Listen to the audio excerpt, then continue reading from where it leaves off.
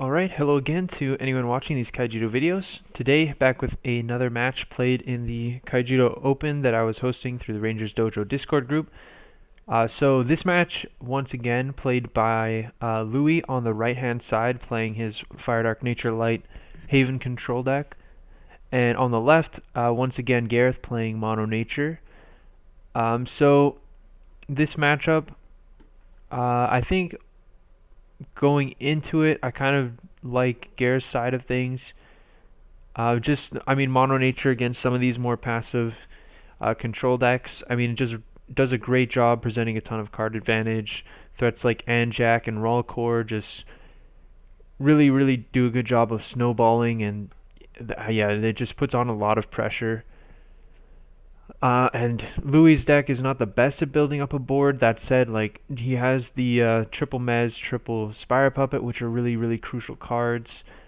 Things like Major Owl and Lyra can help him maybe turn the corner in the mid game if Gareth has maybe a clunky draw or something like that. Louis can maybe just flip the script, go on the aggro if he has the opportunity to. There's also, of course, Andromeda, especially paired alongside a field of a few blockers, can do a really good job locking it down on and kind of preventing Gareth from breaking through. But at the same time, Louis doesn't have maybe as much ramp as he might like in order to get there in time against a deck like Mono Nature. That said, like, Lemon can do a good job buying some time. Reap and Sow, if he has the ability to cast it on curve, maybe on a turn where Gareth's still developing, that can be pretty crucial. Tendril Grasp can manage some certain boards. Absolute Incineration, also a pretty good card. Against Anjac, it can maybe be a little awkward, but for the most part, it does a good job clearing stuff if it lines up well, but it can be a little bit slow at times against these Evo heavy decks. Just multiple Evos on board, like a Rawcore and Anjac, can be kind of tricky, and if you're at a really low life total, it can often not do enough, but at the same time, it is obviously just a helpful tool to have for sure.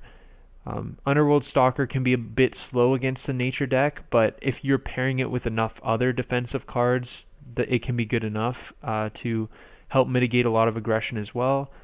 And then, of course, Infernus the Awaken against Mono Nature, if it ever lands, is basically just game over on an empty board. Especially, it literally is just on an empty board. There's no outs for it from the nature deck. So, yeah, if you have no creatures in play, it's basically game over. So, Louis not set up the best to be able to go into Infernus as a game plan. I wouldn't say, like, his deck's not built around it. It's more just like one of kind of haymaker card that he's got in there, and he doesn't have like crazy access to it. He's not playing Crystal Memories, and so it's kind of just, if it comes up, it comes up. It's not really like a core game plan.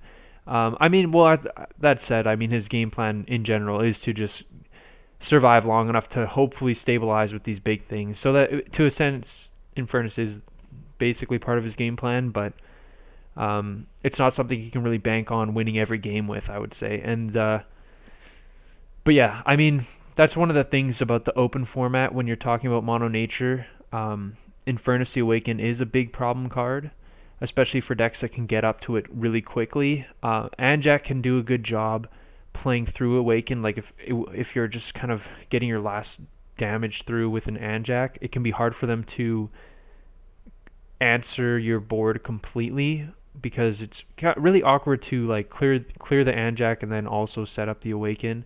You need some nice sequences with like Shield Blast Terror Pit to turn the Anjac into like a Broodmother and then come down with the Awaken, but they have to have a really small board, and often you're behind enough where Infernus doesn't always line up well, but that's where like a card like Incineration can come in really well, where it just mops up the board, and then hopefully like Infernus comes down to deal with whatever creatures left behind. And yeah, but like I was saying before, maybe this deck in particular is not suited as well to build a game plan around Awaken, but for the most part it can do a good enough job controlling and then maybe have that awakened.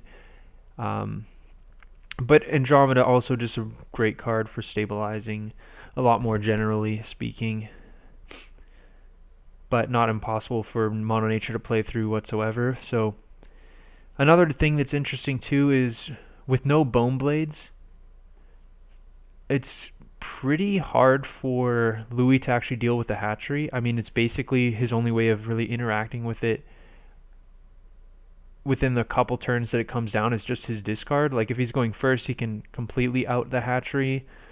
But if not that, then he's looking at just trying to pick apart Gareth's hand to mitigate the impact of a Jarbala hatchery. Because obviously, if you take away the Evo or the Broodmother that they're making the play with, then it kind of mitigates the hatchery. But for the most part, without Bone Blades on curve, without stuff like even Waylay or Snake Trap or whatever cheap removal, it's kind of difficult. Like this thing, Gareth can kind of just sit back behind this hatchery, develop out, make a ton of plays, build up a bunch of advantage. Because I mean, a hatchery in play just generates 2 extra mana every turn, and Nature does a really good job leveraging that.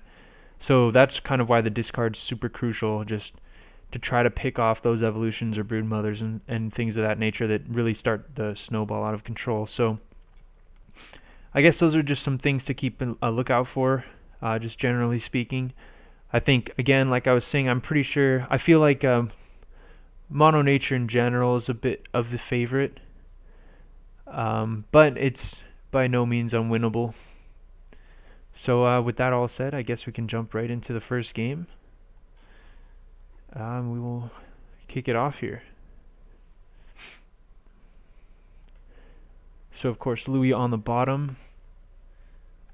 His hand, I mean, he's got Spire Puppet. He's got Mesmerize, which is really, really great to see.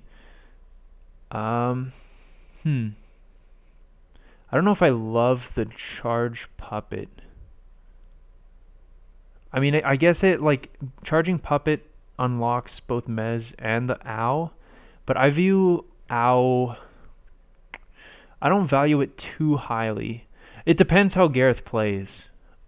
Major Owl is a card, I guess, that you'd have to kind of shift your evaluation of depending on how Gareth plays the matchup. But I think this is the kind of thing where a lot of Nature hands don't have to really play into Owl. There are some that you're kind of forced into lines where you play into it, I guess, but for the most part, I think a lot of the game plan of Nature it's not really going to worry about Owl too much. And I think it's a card, like, I would like to keep both Mez and Spire Puppet, so it's kind of a conversation of if it's worth speculating on that or not, because you kind of want to, you're probably going to want to charge Spire Puppet turn 2 if you don't draw another Darkness card. And if you don't, then you're out like the Owl and the Spire Puppet, and that kind of feels bad. That said, you could also just charge, and then it's a risk too, because if you just charge Tornado Flame turn 1, then you risk kind of multi-screwing yourself down the line, where now you have to charge Spire Puppet turn 2 to play the Mez, and then even that's not too bad either, because you keep the Owl. But if you draw the Dark card, I could see if you care about Owl just leading on Tornado Flame. If you don't care about Owl, I might honestly just lead with Owl. But I think either of those, I kind of like holding the Spire Puppet, but maybe that's a bit greedy. But I think it's just so much better of a card than everything else.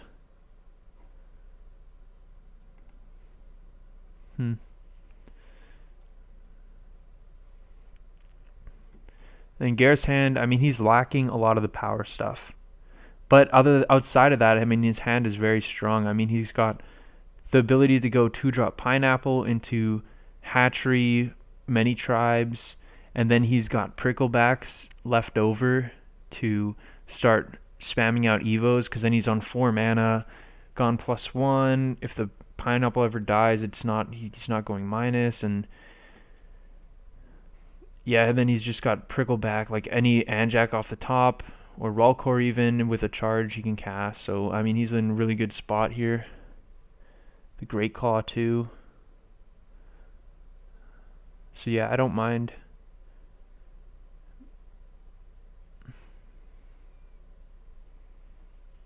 Yeah, that makes sense.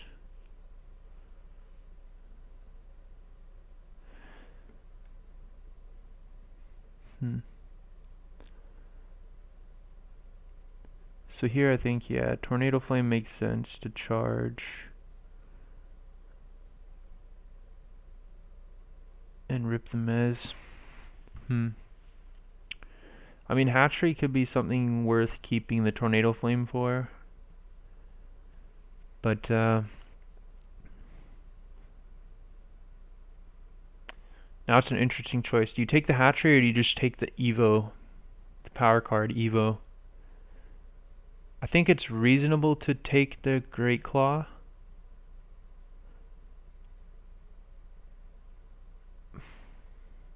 Hmm. Because even if you just take the Hatchery, Gareth can still just go like Prickleback, Many Tribes, and then build up his board a bunch. But you're not the most scared of that because like the weenies kind of get checked by Ow if Gareth does make a big push.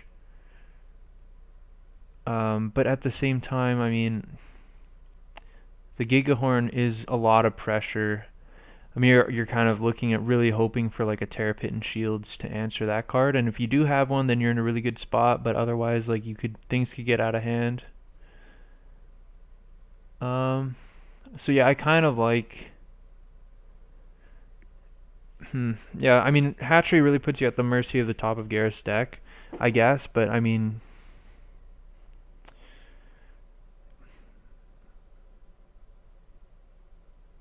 yeah, because I mean, it makes like Broodmother such a devastating draw. It makes Anjac good. Yeah, but I think, yeah, I think you kind of just Gigahorn is going to be an issue no matter what. Or Charging Great Claw, I should say. So I kind of like mezzing that. Broodmother off the top is a great draw for Gareth.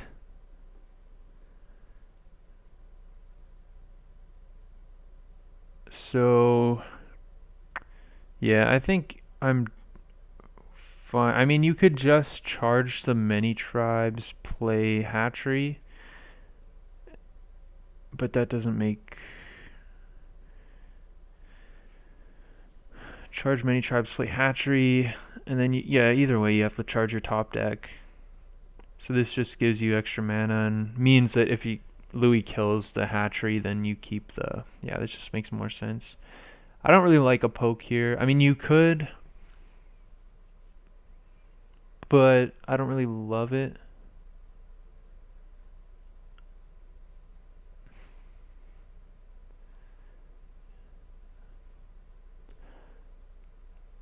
Yeah, because I kind of like keeping the creatures.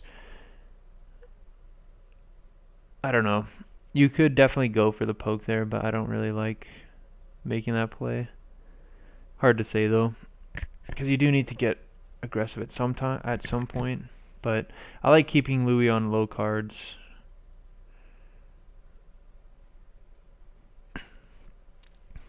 Loui opts for the Ow. Again, trying to focus on stabilizing the board here, but really gets hurt by this Broodmother that Gareth had.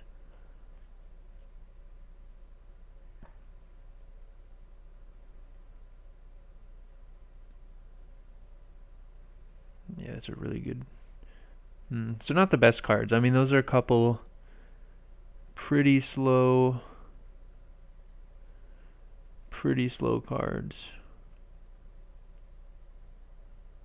But I mean,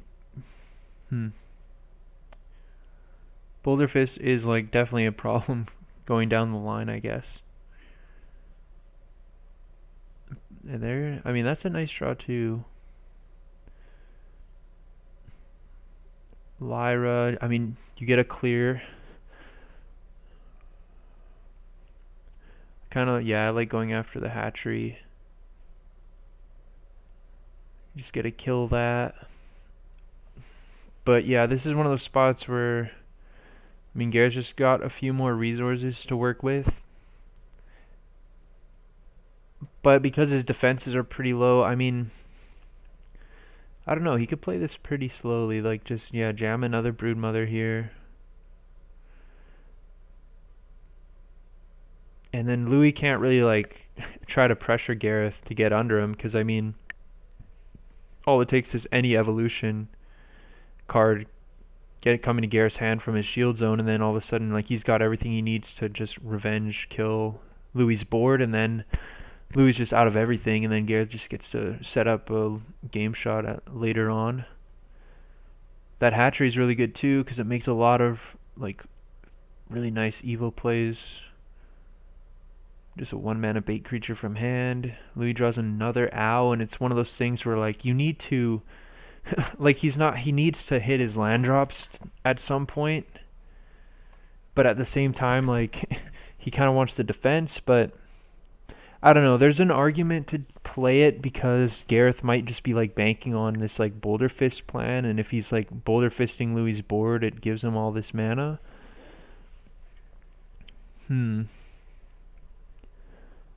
So now there's another thought. Do you want to hit your land drop, or you can just build up your board even more massively? Just go hatchery plus Gigahorn here.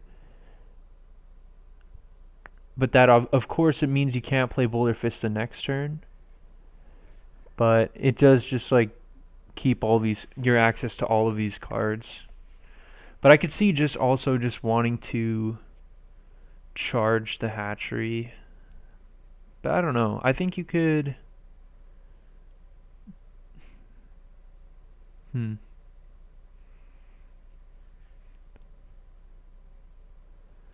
Yeah, I'm not sure. I kind of like, because Louis is just top decking, right? I kind of like hatchery. Yeah, I do like this. Hatchery, Gigahorn. And then I really don't mind getting. I kind of like getting Anjak here. I could see playing this really passively, like just get Anjak, evolve, maybe a Broodmom or the Gigahorn, probably the Gigahorn. Yeah, and then you could even just pass the following turn, like just charge whatever your top deck is, evolve Anjak, and I could definitely see just passing, and then worst case is Louis top decks like exactly absolute incineration, and then you just go for either way you just go for the Boulder Fist next turn with a huge board. So if you're Louis, I think playing the lemon makes sense. Because it's like one of those things that just blocks and goes to mana, or it gets Boulder Fisted and goes to mana, so it kind of makes sense to just play it. Or actually, no, does it? Sorry, what am I saying? I don't know if it does, because if it gives Gareth the option to take that really passive play, because now there's like no way you can get incinerationed, right? If you're Gareth, you can just charge the charging Great Claw, play the Anjak on the Gigahorn, and just pass. And there's no way. Then you just get a break all of Louis' shields with the Boulder Fist, root trap his board. It puts Louis to a lot of mana, which would give him the ability to play an Awakened or an Andromeda or a Haven. But unless his shield zone's ridiculous, Gareth's still going to be in a great spot because, I mean, he's got Boulder Fist. And it's also not a given that he even needs to play the Boulder Fist on top of the Anjak to kill everything. But I feel like you probably would. Because then, yeah, like, I don't know. It just feels right. So yeah, I definitely like what he's doing so far. I like putting it on. Yeah, you could also do that. Yeah, that makes sense too. Just put it on the small creature to insulate yourself from Tendril Grasp. And I don't like attacking here, because either Louis just chump blocks with the lemon, or he takes the 2 cards. I don't want to give him the 2 cards really. Yeah, I mean, I just don't want to get incinerationed. And then Louis here just draws Sprite's Gift. actually so brutal to Gareth. Gareth just getting to hold the double boulder fist is just so crucial as well. Um, what can he do with this? I mean, if he thinks he's getting boulder fisted anyway, it's kind of nice to run it. Does he know? I forget. Honestly, I forget if he knows about both of them. I think at least one of those came off of Broodmother. I want to say both of them did, but I'm not really confident in that. So yeah, I like that because he knows he's getting boulder fisted. So he just makes the play of getting the Andromeda to guarantee that he has like some kind of stabilizing play the following turn. So that's a nice maneuver. And yeah, if you're Gareth, I mean, pretty clear. I do like evolving.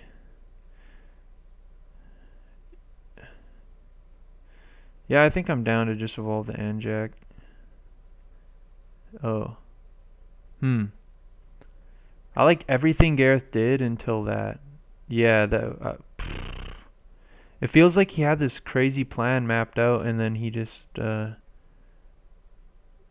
not do it. Then Yeah, that was weird. Cuz I mean, Loui, it's kind of the same thing. Now he just sends it back, but I guess like Gareth just takes the opportunity. I mean, yeah, I mean, the thing is, if you just get terrapitted there, it kind of feels bad. Like, I guess it's kind of the same thing either way, but like now he just has an extra. But this thing just gets terrapitted. Like you just hold the boulder fist in hand. I don't know. I guess it's whatever. Maybe there's no rush. But the problem is like that just means like if Loui just drew a discard, then I mean you could have just your whole plan could have got foiled a bit by the discard, and now all of a sudden you got to scrap through this board, and it takes a lot longer to kill Loui, and then it gets kind of awkward, right? So yeah, I think that was just kind of a risk that didn't need to be taken.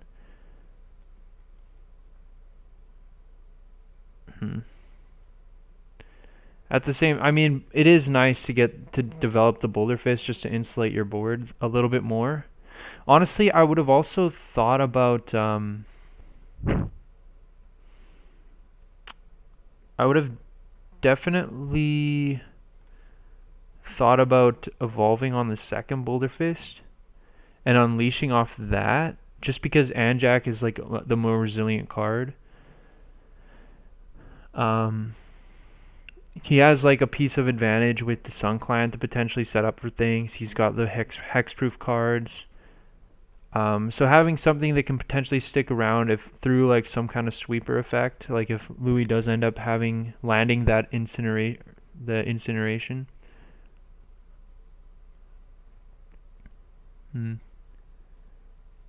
Yeah, see if this was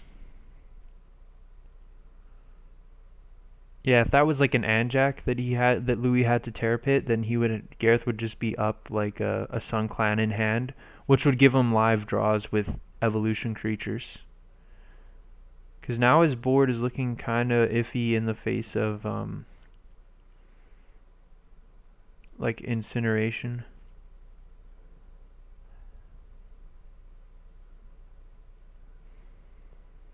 Definitely don't like that attack either.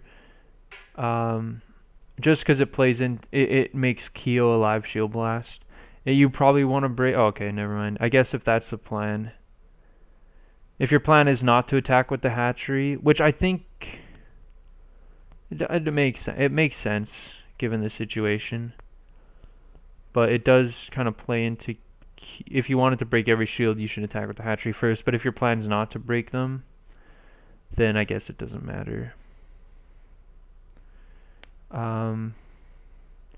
I guess like because Loui has the Andromeda follow up, and he's kind of forced to do it because like playing Haven's probably not good enough, and like Haven would clear a creature regardless with the Arbiter. But if the Haven's not going to be good enough, then I guess you don't care, so you'd rather just keep the hatchery alive. So yeah, I guess makes some sense. And Yeah, this is a spot. I mean, if Gareth had evolved on the second Boulder Fist, he would have drawn this Rolkor, and he would have been able to go like Sun Clan plus Rolkor to have like a completely fresh attacker. That said, I mean, it's good either way, but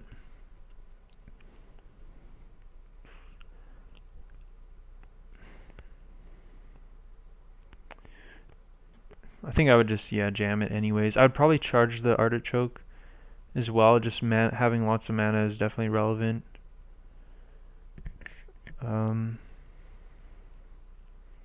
Yeah.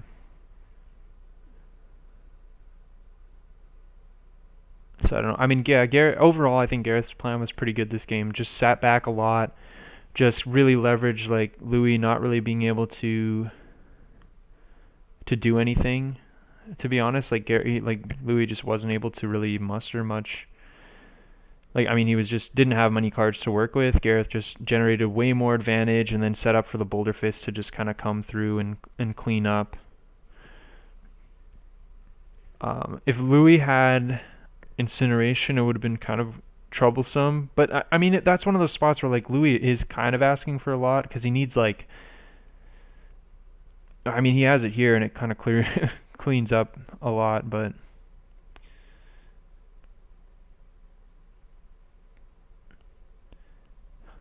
doesn't look like it's gonna be. So yeah, I mean, it's kind of iffy, right? Like, this is a spot where I don't know, maybe it actually works out that Gareth left the Boulder Fist alive. Yeah, because otherwise, like, well, the thing is, it's kind of weird, right? Because if he hadn't, then Gareth would have like the Rolkor in play. He would have gotten extra creature. Maybe has an extra Evo hint sitting. He could still be sitting on like a second Evo. Well, actually, no, it wouldn't matter, right? Because no, I guess that Rolkor would die to Andromeda. Yeah, it's kind of weird.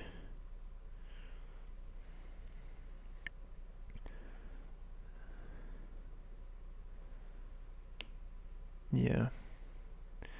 But yeah, like if he had like Gareth could have just been sitting on Sun Clan plus Rolkor, basically, but then he would lose the Boulder Fist, I guess. So I don't know. But yeah, this is like a game where Loui kind of has to ask for a lot because he already had like one Terrapit down. He's basically asking for like double Terrapit in shields. Like he needs both of them, and then it is kind of a lot to ask for. Like to have like the Arbiters and two pits and like he needed his shield zone to be like really really powerful in order to win that game. And if he had the Incineration a turn earlier, it would have been a lot. It might have been a bit different. Well, I guess he would have been left with one shield. Yeah, I don't know. There were a lot of combinations of cards that could have helped Loui, but like again, he's asking for a lot. Like he needs Arbiter and Storm Sparks, and he needs like multiple Terrapits and shields to answer these Boulder Fists. Because otherwise, like those things are just huge. So actually, I think it kind of worked out for Gareth the way he played it passively. Maybe it was a risk to not just like jam the Boulder Fist on the Anjak and attack the first turn, but at the same time, playing it passive, developing that extra big card makes it that much harder for Loui to come back. So I can see merit to it.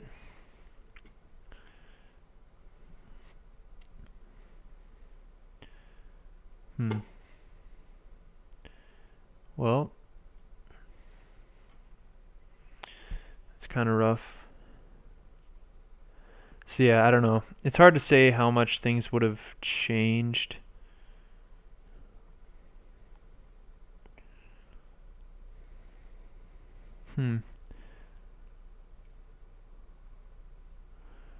So this definitely plays into Haven.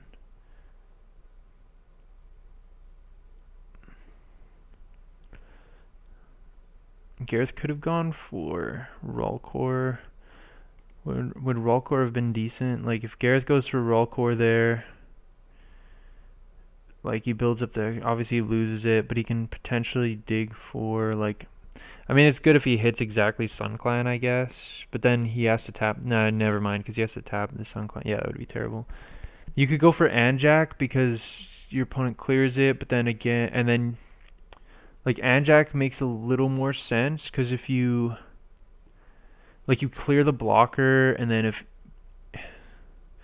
Yeah, you lose the Anjac, but then it sets up like a Sun Clan in play.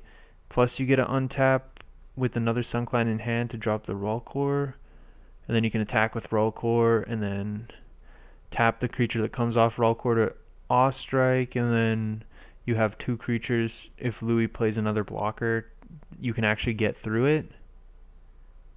And if that extra blocker was Haven, that would actually be pretty relevant.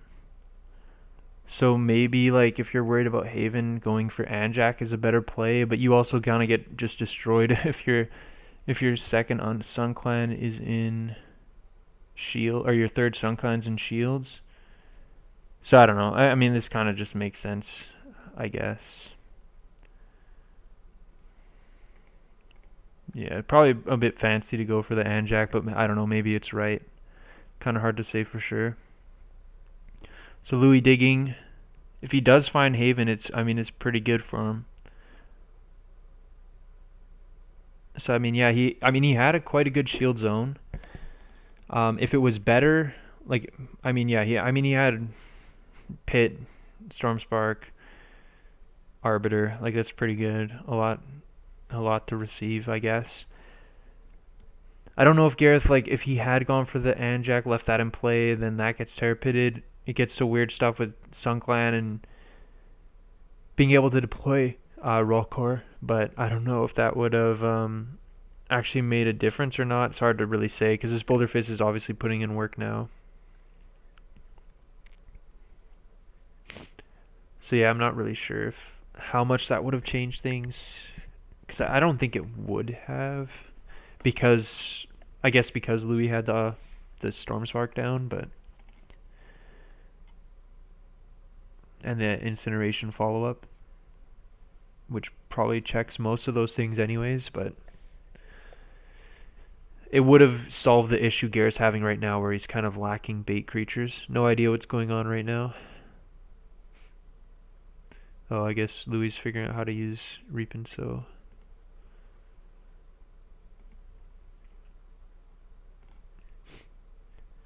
But yeah, basically Louis digging hard for. Okay. Oh. Digging for Haven.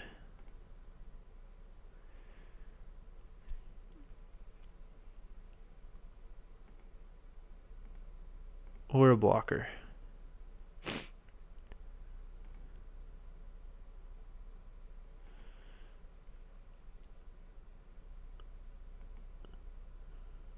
Oh.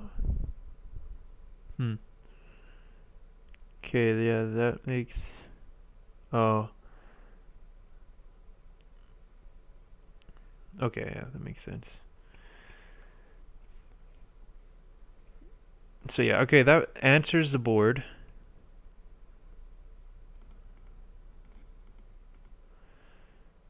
But obviously any bait, yeah. And then Gareth finally draws the bait, goes for a game. So actually, all things told, that ended up being somewhat close. I think Gareth played it pretty nicely, just really passive, took advantage of like the situation, just built up a bunch of advantage. Obviously, if Incineration was just like a really, really crucial card for Loui to see on a board like this. Maybe him not playing the lemon might have been a mistake, just because it makes like that Incineration a just game-winning top deck, especially if Gareth chooses to play passively. I like Gareth's just playing the Anjac. It's just, I don't know, maybe this one turn, I feel like maybe I would have gone in there, but then you kind of do just get wrecked by like Terror Pit into Incineration. So maybe like making the more passive play, not ramping. I mean, there's also an argument to just like, to be honest, there's also just an argument to just start bashing face without unleashing and then just holding this. But if you're gonna do that, you probably want to evolve the Anjac on like one of these.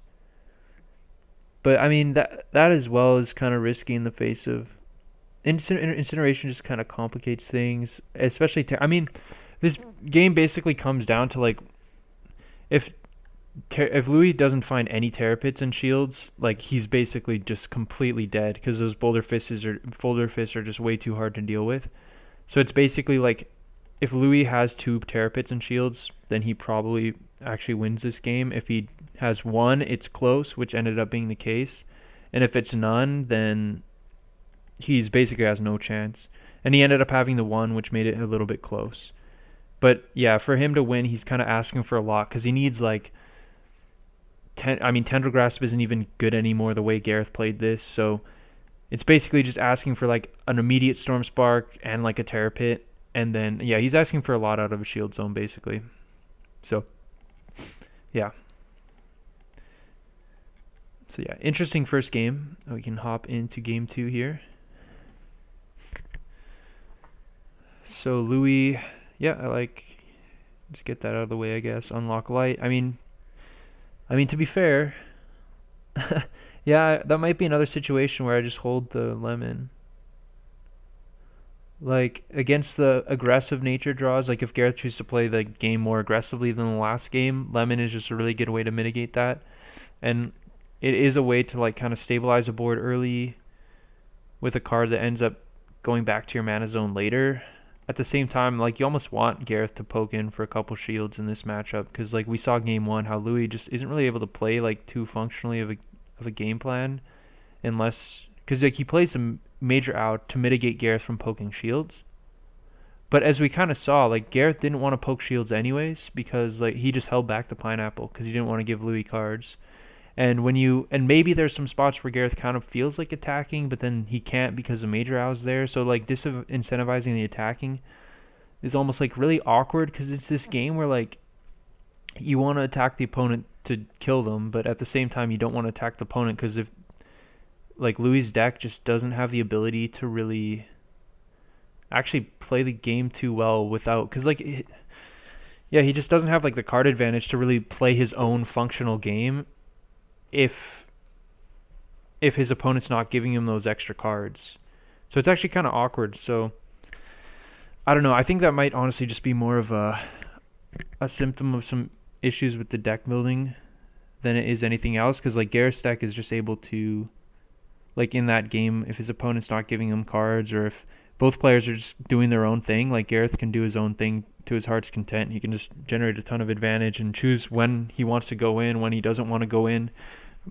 Whereas Louis's deck is kind of just hoping his opponent takes a certain line of play to give him the extra cards to be able to kind of do his own plan, which is to, of course, hit land drops and do things of that, like hit land drops and then drop some big things. And in order to do that, you need like a lot of card advantage and doesn't really to be able to actually play interactive cards that stabilize the board or impede your opponent while also continuing to hit land drops and things. And like that's where cards like Logo Scan or Reap and Sow and Mana Storm, I don't know, Ultimate Force is probably a card DM players don't like whatsoever, but I think when you play Kaijudo, maybe you need to realize what you have to work with and suck it up and start playing some of it.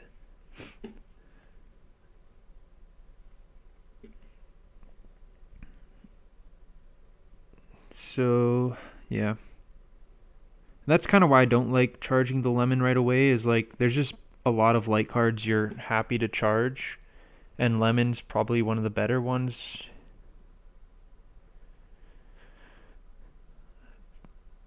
Right? Like there's a lot of other light stuff and I don't know, maybe like Loui draws an Arbiter here and could have charged that to play both lemons. For example, like lemon's probably better than this. Well, actually, I don't know. Maybe lemon. I don't know. I guess with this hand, you kind of want to hold one of each of these cards. So I guess it works out, getting the multi-civ down. When you have 2 lemons, I guess it's fine. And then, nice. Gareth finds. Happy that's not in shields, I'm sure.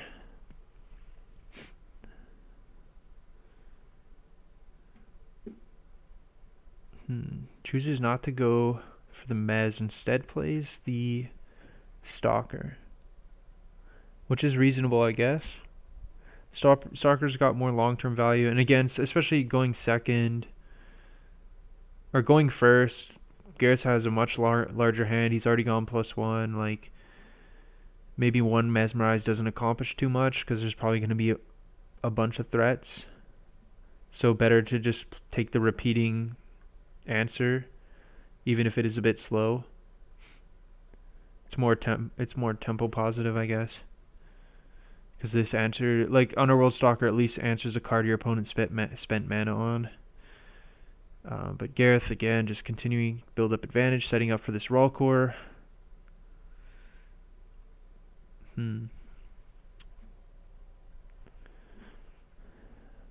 Interesting. So Infernus is just a really good card. Something you want to play towards. Like, this is right now is looking like Louis' kind of long-term plan, his win condition. I could see... I mean, I kind of like just playing the Sprout. Obviously, this Tendril Grasp also pretty decent. Like, it just answers some stuff, but... Like, I guess the way things could play out, you just charge Sprout this turn. Gareth drops Raw Core. I mean, obviously, Louis doesn't know he has Raw Core, but Gareth drops some Evolution, attacks. You can chump block with the Lemon to save some shields, I guess, and then you can untap.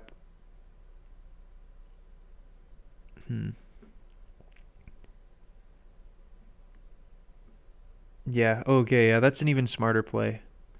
That's actually a really heads-up play from Louis. Basically, it's the same thing as charging the Sprout, except this just gives him the ability to unlock fire. So that's like just basically the same thing as I'm getting to, is where you're just going for this play where you your opponent plays Relkor or plays some evolution, you block with Lemon, most likely maybe get an extra couple cards too if Gareth chooses to keep poking, and then you can untap, you can Tendril Grasp all the weenies away, and then trade the Stalker for an evolution, and that ends up kind of being decent for you, where you end up on an empty board, you have a bunch of mana, and then you can maybe start making some more defensive plays with those extra cards, and then eventually land this Awaken. And if you want to go for that line of play, you kind of have to charge the Sprout, because you want to hold both of these cards. But if you're going to charge the Sprout, it's better to just cast it, because you're missing a color of mana. So you don't need an extra nature mana. You'd rather like see something like Major Owl or something along those lines. On top of that as well, when you're playing a Sprites Gift deck, just being able to dig an extra card deeper to find stuff can come up later in the game, where you have that extra option. Like game 1, for example, we saw a situation where Louis had or did he have a Sprites Gift? Actually, I don't know. Regardless, or maybe he did, I forget. But late game, we saw a situation where Louis' mana zone didn't have like any havens, but if he had and he found a Sprites Gift, like for example, like just having that extra card deeper, more options in your late game mana zone could come up later. So yeah, this is just a really heads up play from Louis to actually cast a Sprout rather than charge it, which I don't know, maybe obvious, maybe not, I don't know. It's one of those like maybe slightly unintuitive plays where you don't know you're making a decision really, but you are.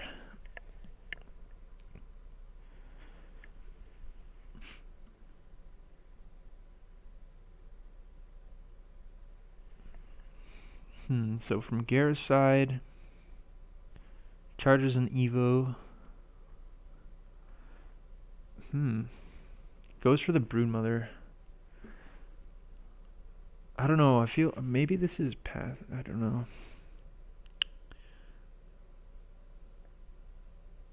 I mean, it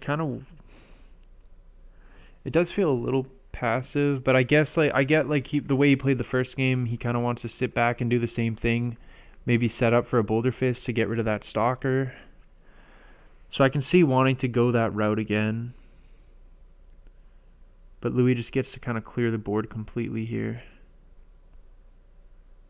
And yeah, obviously, like when you send in your roll core, the thing is it like finds an Evo. I don't know. Yeah, that Broodmother does kind of the same thing. It just doesn't put on the pressure. So yeah, I mean, it makes sense. You sandbag the extra cards. If he has a sweeper card like Tendril Grasp, it's not even that bad, because now, if you want to, you can deploy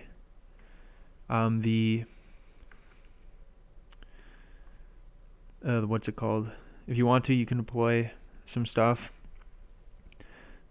This turn, see a few different things being good. I kind of almost like...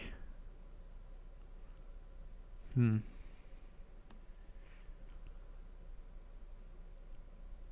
I definitely kind of like running the Anjac. I could see going for like Gigahorn plus Anjac. I could also see just...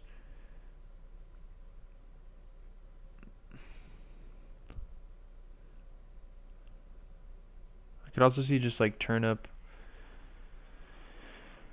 No, I probably want to hold Turnip for the... That's the thing, is like you kind of have to charge Turnip to go Gigahorn Anjac. So I could see like play Turnip evolve with Anjac. And then if he trades, if you find a 1-drop, then you can just go for lethal with like Turnip plus Boulder Fist. Yeah, this is definitely a tricky turn. I almost like that. Maybe it's bad. I don't know. I kind of like just play Turnip, evolve the Broodmother. Play Turnip, evolve Broodmother, and attack for 2 shields. Like, alternatively, again, like, you can just play the charge Turnip, or actually charge Rolcor. No, I don't like this. I mean, it plays out terrible. Yeah, this plays out really poorly in the face of Awakened. Yeah, I mean, that's kind of just unlucky. Like, it's the 1 card in the deck. Yeah. I mean, in this exact spot, that's like literally the worst play you can make. And I don't like putting Loui on 9 mana. Like, obviously, when I'm sitting here thinking about the plays, I can directly see that this Awaken is in hand and it's going to just win the game if it lands. Because now all Loui just needs literally a Terra Pit and it's 100% game over. Gareth's just locked out. So, yeah, I mean, it looks terrible to me looking, but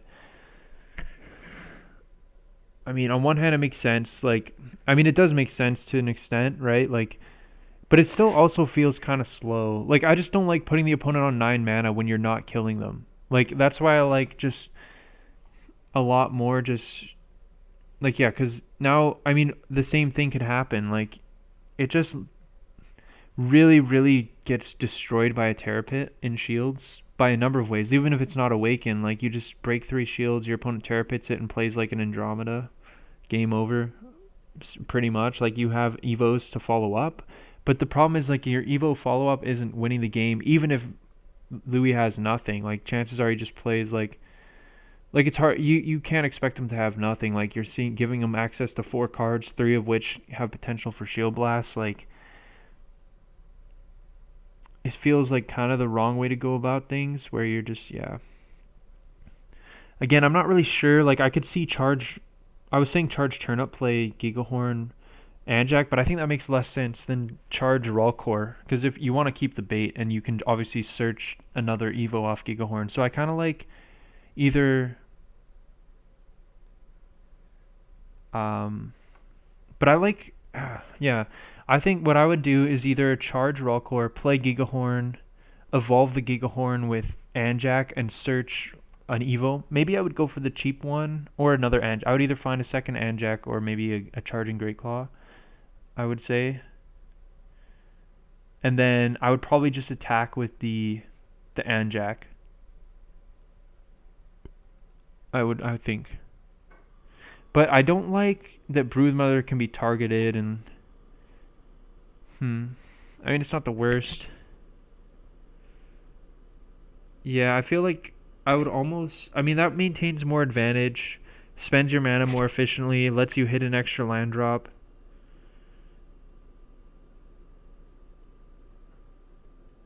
But at the same time, maybe it's kind of fancy as well. Like, I kind of like just going Turnip, evolve the Brood with Anjak, poke for 2 shields, and then like that gives you some lethal setups. Is why I like that play.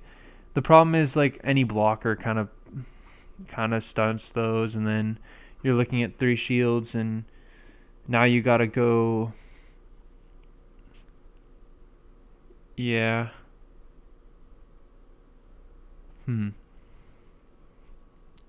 So yeah, then in that case, yeah, I at least like just Gigahorn. Yeah, I think I kind of like Gigahorn and Jack.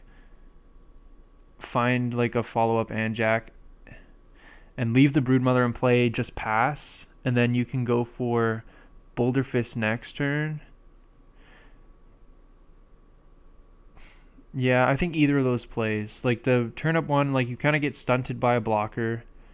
But if they don't find the blocker, then they're in a really weird spot where they're basically just, you have some lethal setups, like I was saying. Because next turn, like, you can just evolve into Boulder Fist and go for game. And if they don't have Storm Spark, they lose. Or if they trade, obviously they'll probably trade the Stalker into the Anjak, in which case you get 2 draws if you find a 1-drop. Any of like Hatchery, Prickleback, or Horn Chameleon, then you can just still go for game with like 1-drop plus Boulder Fist and the turn up left over. So like barring Storm Spark, you can just win, but obviously they have a full turn with 8 mana or 7 mana, whatever, to play to that one turnip, to like the turnip tapped Anjak board. So there's like a decent chance they have something to say about it. But I still kind of like either that play or just, yeah, like I was saying, charge Rollcore, play Gigahorn, Anjak, search like a follow-up Anjak, and then just pass. And then that way you can go like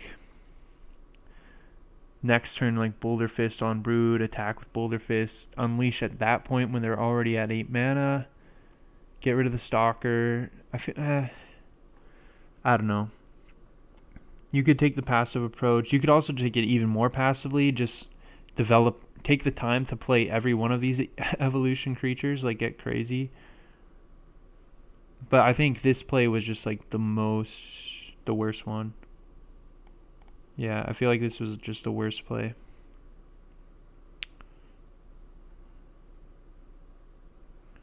But a tricky spot, like tons of options. I just think, yeah, the fact that this especially just puts them on 8 mana or 9 mana is just so brutal. Haven 2. Not a great shield zone. Yeah, wow. Like these cards are not good. If he went for like the Anjak poke for 2, like there is a chance he would have just won the game. Because he would have had nothing to say about it. Like that turnip would have just been sitting there. His only option this turn would just be like dig with Reap and Sow, and then if he doesn't find like exactly Major Owl or like something like that, then he's just facing lethal next turn, potentially. I don't know. But now Gareth, yeah, just really basically game over. Well, I mean, yeah, basically. Like there's nothing he can do now. I mean, is there nothing? Well, with the Haven follow-up, he's basically dead. I think you have to go for the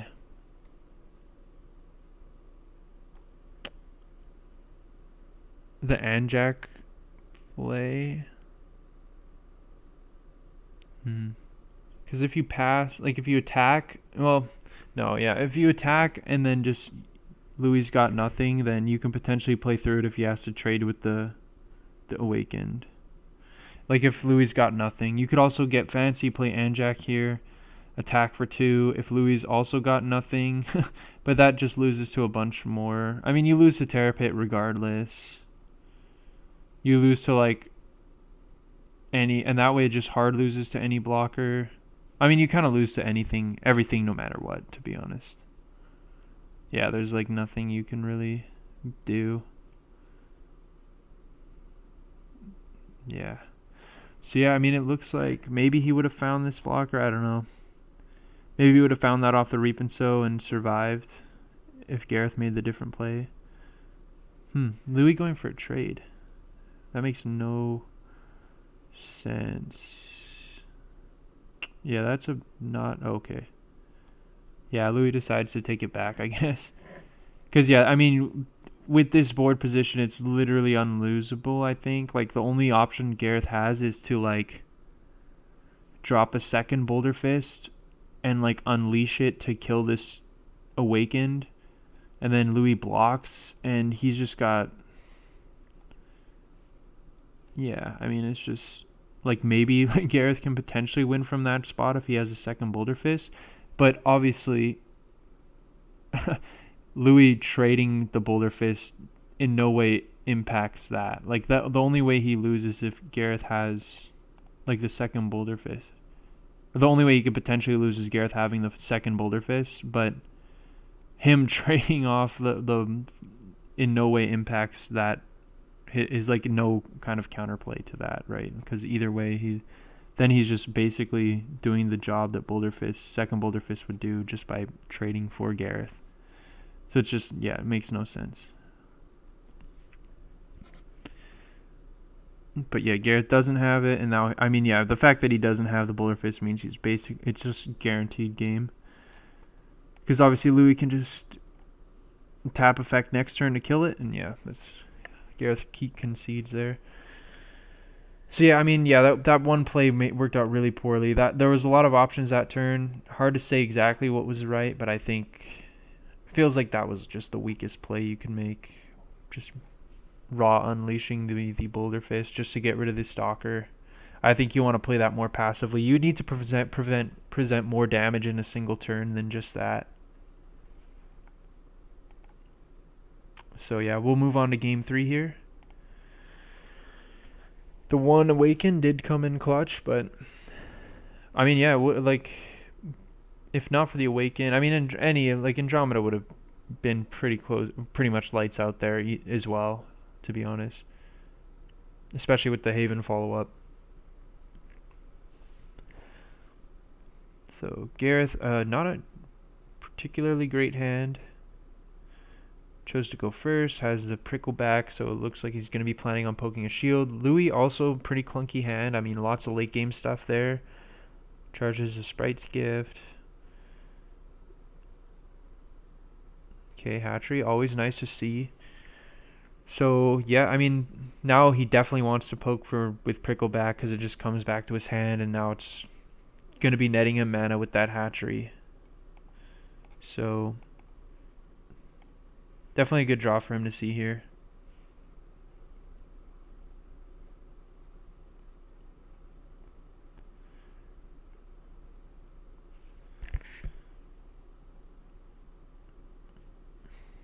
Loui just more.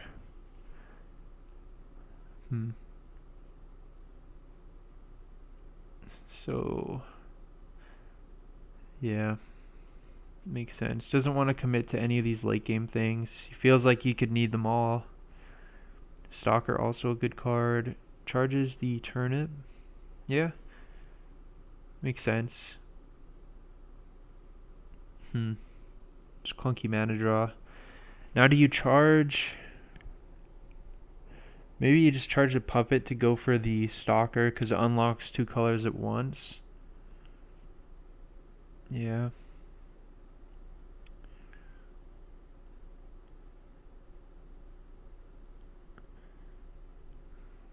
Now if I'm Gareth, I probably charge... Valuing the Boulder Fist pretty high. Yeah. Going for the Anjak, just like a lot more aggressive, I guess. I was thinking maybe just charge Boulder Fist, go for like Prickleback plus Broodmother, draw 2. But this is like a lot more aggressive, obviously, if he's going to be just going. And the thing is, like, it kind of makes... That's why I don't really love... Well, okay. Guess he's doing some thinking. Yeah. So, yeah, I like going for Boulder Fist here makes a little more sense. Because otherwise, like... Oh, never mind. Okay, well... Yeah, so this is interesting, right? Because, like, obviously... On one hand, it's like, if you have the... like, the Broodmother... You kind of want it in your mana zone if you're going to be going for the aggressive Anjak play. you kind of want it in your mana zone. But at the same time, then it feels weird because you've got this going for the aggressive game plan means Boulder Fist is probably not going to be the most valuable card to be holding. Um, so then you're kind of just like down. It feels like it takes more advantage of the resources you have if you just charge the Boulder Fist and then just go Broodmother and then aim to go evolve my Broodmother with Anjac. It feels like that just a little bit slower, but it takes the most advantage out of your it lets you get the most out of all of the cards in your hand, because otherwise like this play means like the Anjac is not as good as it could be. It also means, but if you don't if you do charge the Broodmother, then you have like no follow up, and the Boulder Fist is kind of doing nothing. Whereas if you go Broodmother and then evolve it next turn with Anjac, it feels like that. It's kind of like the most holistic thing you could do. But yeah, just no blast from Loui. I mean, Terra Pit would have been kind of nice to see there, because Gareth didn't play that Broodmother in mana. If he did see it, then like he could potentially be setting up to like stall the game and then land a Tendril Grasp. Because like otherwise, like yeah, if you do see Terra Pit, like Lemon does a good job stabilizing the board somewhat, and then yeah, you could land that Tendril Grasp and clean up all the weenie creatures, but then Gareth obviously at least got the Broodmother follow-up in hand. So yeah, he could opts to hit the land drop. Obviously you could go for the prickle back into Broodmother, but it feels like this is just a little more security, in the sense that like if your hatchery dies or something, it's likely because it just gets tapped down, maybe gets cleared out by Major Owl, in which case like maybe you're losing the prickle back anyways. Same with like to something like a Tendril Grasp, so you might as well just get the extra mana. But at the same time, like if you're getting Tendril Grasp, you're getting more mana anyways, so maybe you can afford to just drop the prickle back down, which might help you play through an Arbiter or something that could come out of shields. Ops to poke. I don't hate this. I kind of like it's a good spot to get out some shield blasts. There's not too many shield blasts that like hurt you a ton. I mean, Terra Pit would be kind of annoying, but yeah, no, not even Terra Pit into Tendril, like I was saying, but then you get to just Broodmother break the last shield, so you're in a pretty good spot regardless. And yeah, I mean, yeah, it looks like a spot where you maybe could have gotten away with it, but then maybe you get punished by like a Keo there, like a Warchief Keo or Arbiter there just clears the... But then you have an extra creature in play, so it's like kind of a moot point, right? Like you stay on 4 lands, and you lose your hatchery, so you feel like you're choked on mana, but you have that extra creature in play to threaten lethal with, so I don't even know. Maybe you could have got away with the prickleback. And Loui, I mean, didn't really draw, wasn't able to see the Mesmerize, the hatchery was able to generate a bunch of mana, didn't have good shield blast at all this game, and kind of roasted for it. I mean, Anjac is a card that's resilient to shield blast, but yeah, he just kind of got rolled over with just drew a lot of the clunkier stuff. His interactive cards, I mean, his mana was kind of awkward a lot in the early game too. Wasn't able to really land like the stuff he needed to. Had to start like jamming out blockers, and yeah, it was just kind of weird.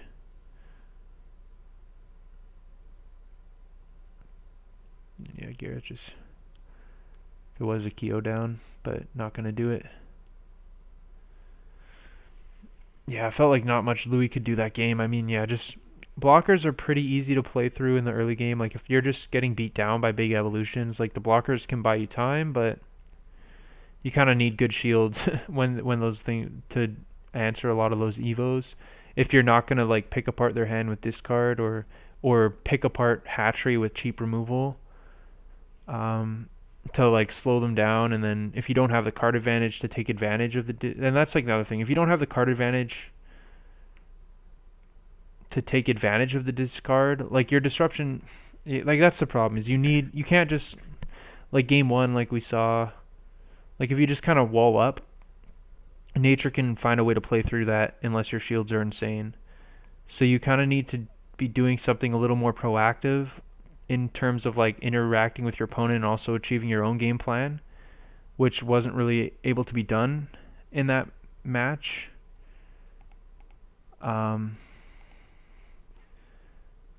So yeah, I feel like game one was kind of a good indicator of that, because like you have these discard cards, you don't really have the cheap removal, but it's like for the discard to be good, you need to capitalize on it, and to capitalize on it, that means you need to either like find a way to quickly turn the corner, or you need to just be able to generate card advantage to like continue disrupting the opponent, and that ideally those trades buy you time and favor you because you're going up cards and then answering theirs at the same time. And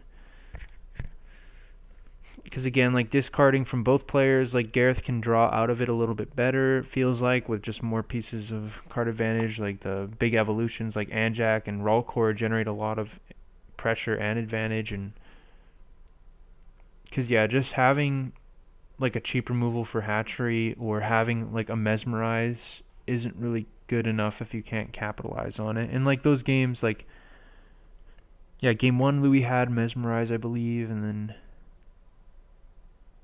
took away an evolution, but Gareth was able to, like I said, kind of just draw out of it, accumulate some advantage with the hatchery, just draw more card advantage cards, and then